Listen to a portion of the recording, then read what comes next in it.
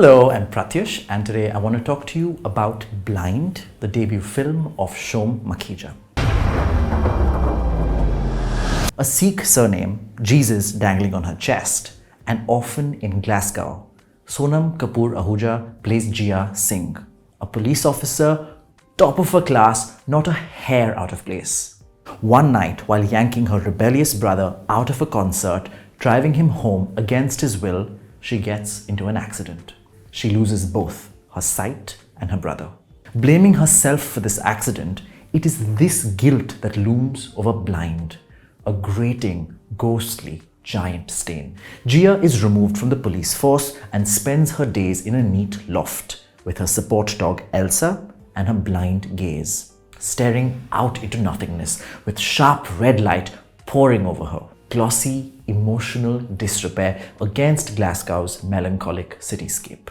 उसने एक अकेली अंधी लड़की को बीच रास्ते टैक्सी ढूंढते हुए देखा।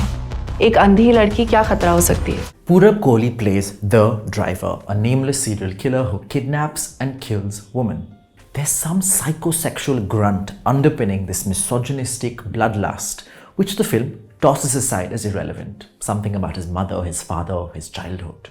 That he kills and kidnaps relentlessly is enough for Blind. What does he want from these women? Who knows? One night, the driver sees Jia waiting for a cab on a lonely street. Thinking she's easy prey, he pretends to be a cab driver, but her suspicions are provoked and she escapes. She reports this interaction to the police, and with the help of the investigating officer Prathyush Khanna, played by Vinay Pathak, and another witness, Nikhil Saraf, played by Shubham Saraf, she spends the remaining 2 hours trying to nail the driver, while exorcising herself of this gnawing guilt. Nikhil becomes a brotherly surrogate. He has that same brashness of tone of her brother. Victors and villains both are Indian, with neither accent nor context, all in Glasgow crossing paths.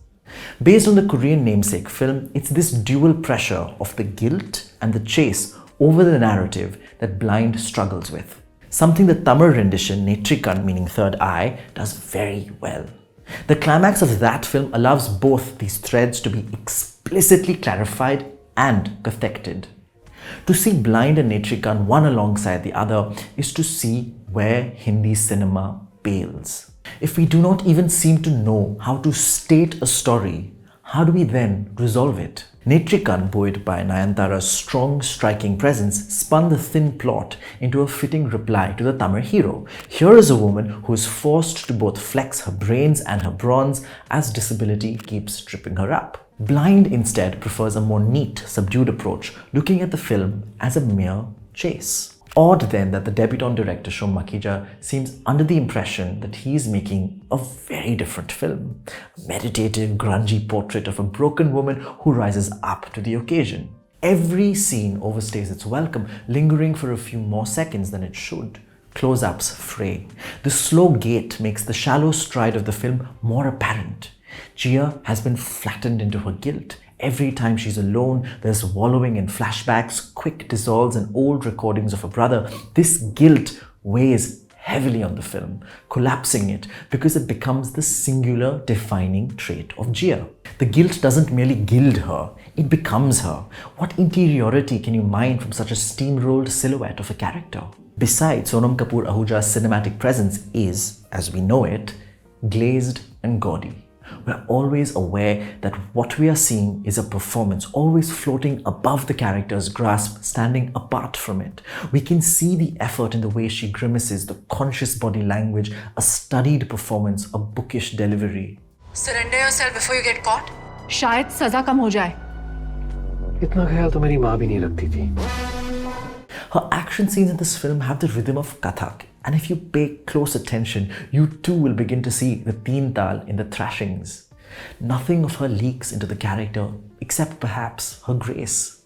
When she holds her hand to her mouth trying to muffle a cry, you marvel at those long thin fingers, so elegant and delicate, over her face that is contorting in ways that imply grief but don't evoke it necessarily.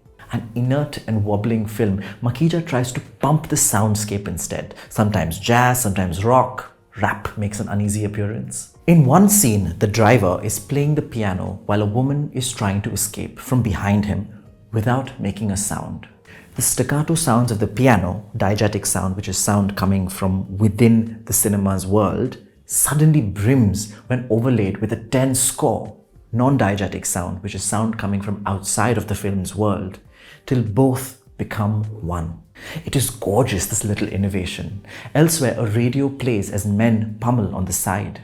The film keeps reverting to these soundscapes to emphatically screech the points it is unable to make in its visuals.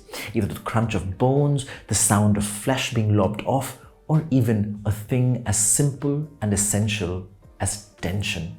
The film flatlines because the chase isn't coherent or tight. Scenes wither into boredom, characters blur into archetypes. Blind, unable to see the light, stumbles into a puddle of its own rudderless mediocrity.